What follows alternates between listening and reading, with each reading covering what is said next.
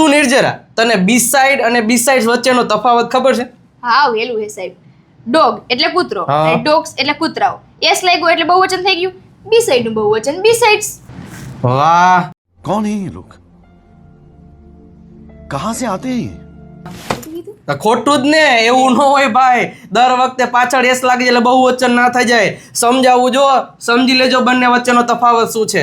બીસાઇડ એટલે બાજુમાં અને બીસાઇડ્સ પાછળ એસ લાગી જાય ને તો ની ઉપરાંત એટલે ની સાથે સાથે.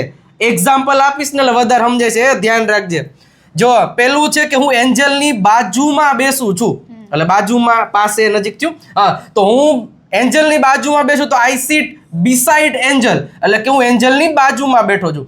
પણ ઘણીવાર આપણે એવું બોલીએ છીએ, જો હું એન્જલની સાથે સાથે ધન્વીની સાથે વાત કરું છું.